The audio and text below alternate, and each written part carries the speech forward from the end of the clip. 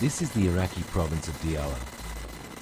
The Americans believe that Al-Qaeda in Iraq has moved its base of operations here, and until recently, most of the province was in the hands of Sunni insurgents. I've come to see the US Army's troop surge in action.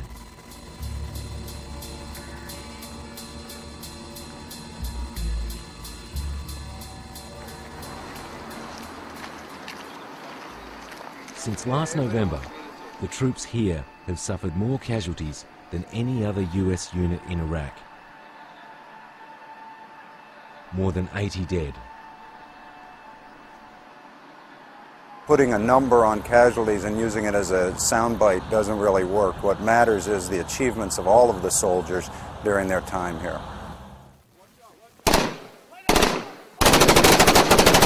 This is US Army footage.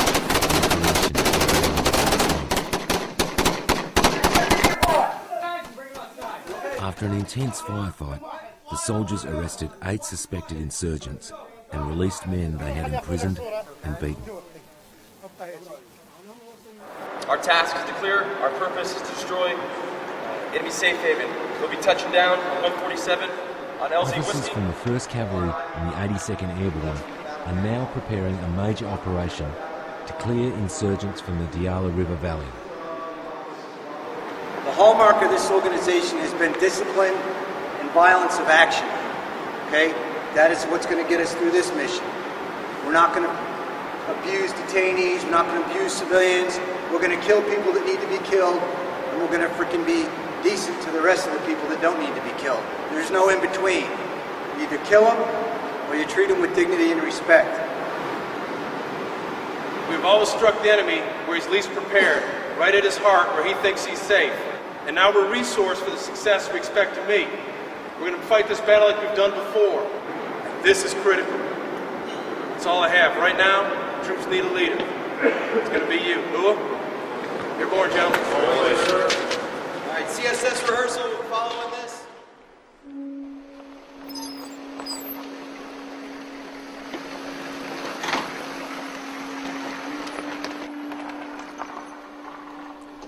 The plan is simple.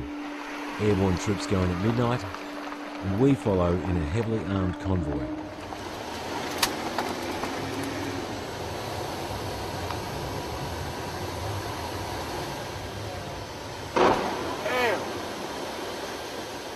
As we cautiously make our way, we hear artillery. To minimise the risk of an ambush, the army is firing shells on either side of the road. We're the last vehicle in the convoy, and some of the shells are falling too close for comfort. They know that our frontline trace is way the fuck ahead of us, right? We don't have far to travel, but progress is painfully slow. And when day breaks, we're still on the road. 68 Mike Charlie 6813. The roads around here are frequently mined by insurgents with improvised explosive devices, or IEDs. The convoy includes armoured bulldozers which plough the sides of the road in order to detonate or disable any bombs. Once they reduce it or clear or whatever, then when IEDs are found on the road ahead, the convoy grinds to a halt. There's a bunch of wires, but they can't find the origin of the wires. So there's several different ones, and they're not sure what it's connected, what it's exactly connected to. Sergeant Major Ray Edgar is with the 82nd Airborne. And their truck is actually on it. He and his men have been here for a year now, and they know that 70% of all US casualties in Iraq are caused by IEDs. What they found was a 130mm projectile inside the culvert. Yep. And they believe it's daisy-chained to other ones, which is pretty common practice. Yeah. It's catastrophic when you drive over it, because you'll have 4 or 5 rounds going up with the culvert. Creates a bunch of shrapnel, and so does the asphalt. So it'll basically kill everybody in the vehicle. What's that? It would kill anybody in the vehicle that hit it. More than likely, yes. Yeah. The The soldiers have to detonate the IEDs before we can move on. In your time here, how many men have you lost to IEDs like that?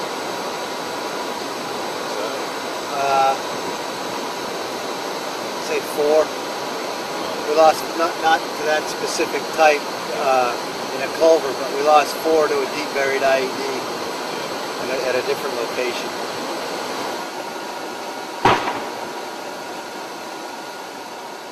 Apart from the IEDs, the soldiers also have to be on their guard for what they call VBIDs, Vehicle-Borne Improvised Explosive Devices, or car bombs. There was a deadly attack on one of the unit's bases here in April this year.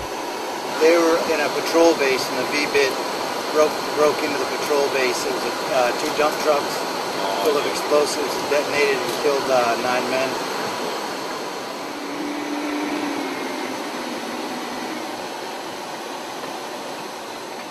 It has taken us 15 hours to travel less than 30 kilometres, but we finally reached the village of Hadmaxa.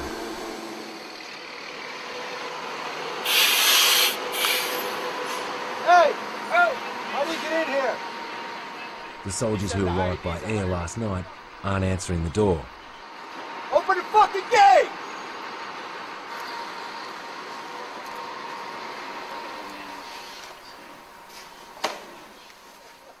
This abandoned school has become their patrol base. The soldiers are exhausted, having spent the night clearing houses in the village, looking for insurgents. They've already arrested 8 men and found some weapons.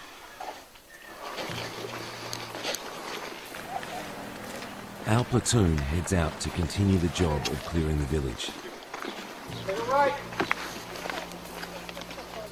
We have 36 houses to check before dark. The soldiers are on the lookout for booby traps. In the past, whole squads have been wiped out when houses they were searching were blown up. Hey, Blank, told me full security. One more stop, bitches. The soldiers identify the inhabitants of each house to make sure they are not on a blacklist of known insurgents. Then they mark their hands with the house number. If the soldiers find them in a different part of the village in the next few days, they will be arrested.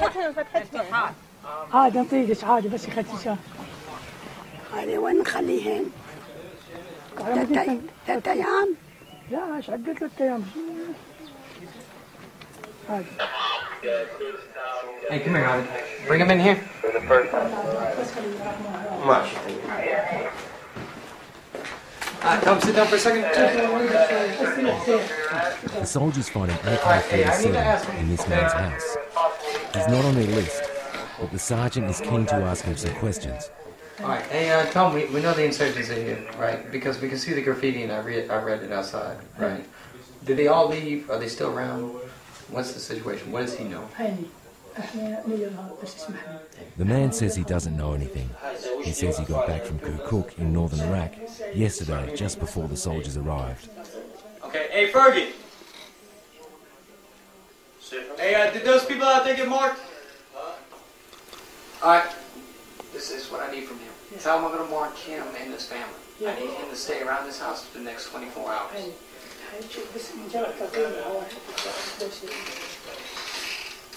Okay. Yeah, hey, tell him no going around because we got to see every house here.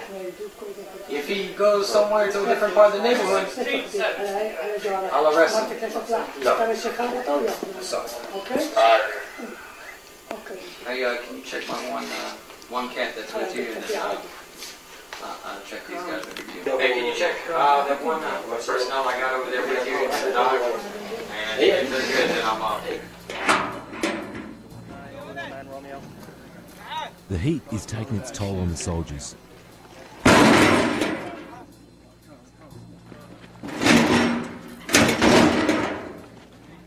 It's around 50 degrees Celsius, and some of the men are suffering from heat exhaustion. Huh? Can't just get it all out. It's not good for him. This soldier has been throwing up, and medics have given another 2 men some saline solution through an intravenous drip. What happened, man? You just had no day. Yeah, just dehydrated from walking too far. Heat's pretty crazy out here. Carrying a lot of gear, so sometimes you just can't drink enough water. Just gotta lay down until lightheadedness and stomach cramps go away, and I'll push on. You alright, Doc?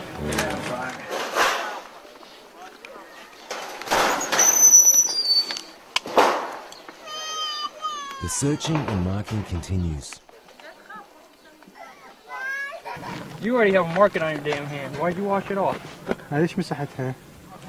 Okay, come here. That's on time. He's gotta be careful. لا تمسحها هذه ولا تطلع برا. مسحها خليها 24 ساعة. Tell him he cannot wash this off. لا تمسحها ولا تغسلها حد باكر. Tell him it's for his safety. Yeah.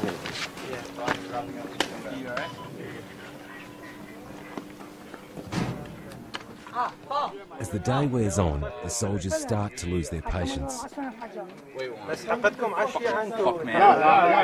so fucking confused.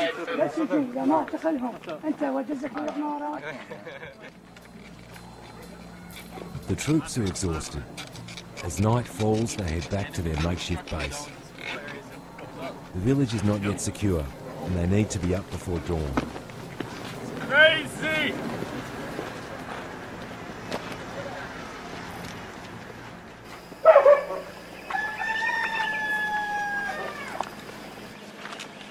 Today, the soldiers are going to search palm groves along the Diyala River. Yeah, well, it's just our unit out here, but there's a different bunch of troops, and we all get generally online. Yeah. We'll push through together with an asset, you know, covering us as we move, stuff like that. So, anybody's out here, hopefully we can get them.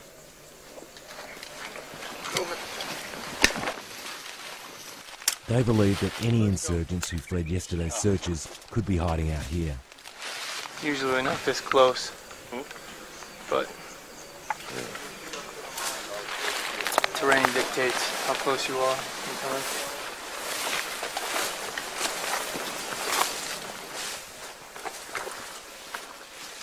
Mines, booby traps and IEDs are often placed in the palm groves. The rough terrain makes the search more difficult. Probably gonna have to. Sergeant T, break them up, fucking. Easy now. Somebody grab that. Did you see what I did? Because of the surge, this whole unit and nearly all of the 160,000 US soldiers in Iraq have had their tour of duty extended by at least 3 months. What's that? How long can they keep you in the army? I guess until my contract's up. After this is over, I'll have 17 months. When it's all said and done, I'll have 16 months. When they talk extra. about their time in the army, it sounds a little like jail. You reckon they'll deploy you again? No. When I get back, they'll hold me in for 90 days, and then I'll be released. I'll be able to get out. So, I don't know. We got extended to 3 months over here, so that extended everything 3 more months. Yeah. But, I don't know, I guess everyone's got to do their time.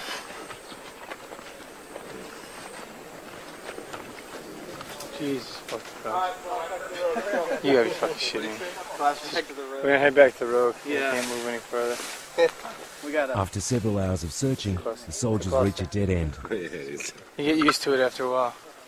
The other force, you treat everybody with dignity and respect, and that shows them that you honor them, and they're looking forward to your presence here. Later tonight, the US troops will leave the village in the hands of these Iraqi soldiers. They're being briefed by the operations commander, Lieutenant Colonel Potts. The feedback we've gotten from the villagers throughout the whole area of Admax are they're very excited about you being here. They see you as a fair, impartial, unbiased that's going to bring and support the safety and security of the area. The further up the chain of command you go, the more positive the soldiers seem to be. So, Colonel, are you happy with the way things are going? Oh, very happy. Yeah. As we projected out, I mean, as you know, with this operation, the intent was to clear. You started the genesis of what we saw throughout other villages. Al-Qaeda starting to come in, force out the Shia population, start to impose their own law. Since we caught it at the inception, we came in, we forced them out. As you saw yesterday, and working with both the route up here to Beni Aidid, they tried to isolate it. All things that our intel had told us. And in clearing the village itself, the villagers came forward, identified those Al-Qaeda that had remained here, those that had been left behind, to also inform for them.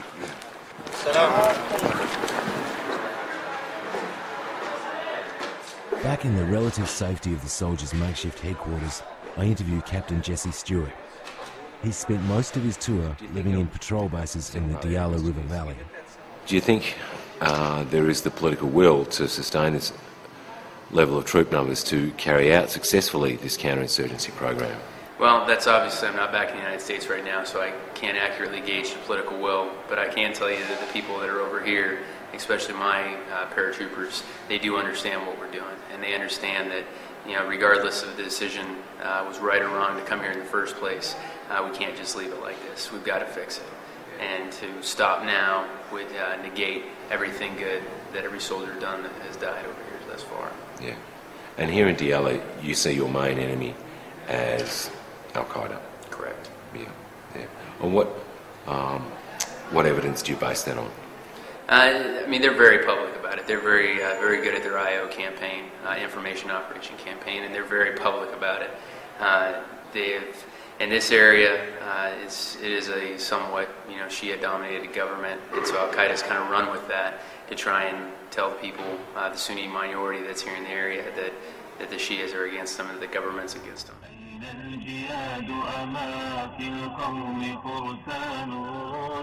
This is the propaganda campaign the captain is talking about. An Al-Qaeda video found by soldiers in a recent house search in Diyala. It shows an Iraqi soldier being beheaded in public as a traitor, as villagers stand by watching.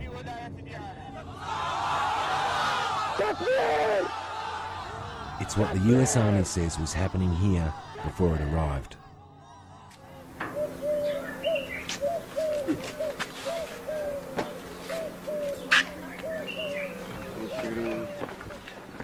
In September, the US military commander in Iraq, General David Petraeus, will return to Washington and report on the progress of the surge. Colonel David Sutherland commands the 1st Cavalry, which oversees operations in Diyala. What do you think will happen to the situation here in Diyala? Well, I support my chain of command, and if they make the decision to draw down, then the Iraqi security forces, the Iraqi government will have to react to that, but I will do what I'm told. Right now, I have a fight. The fight's in Diyala, and the fight's against Al-Qaeda, and that's what I'm focused on right now. A massive military operation involving 16,000 soldiers is now underway in Diyala. Its stated goal is to finally deny the Diyala River Valley to Al-Qaeda as a safe haven. But in the blistering heat of an Iraqi summer, this is a last-ditch strategy by an army being pushed to its limit.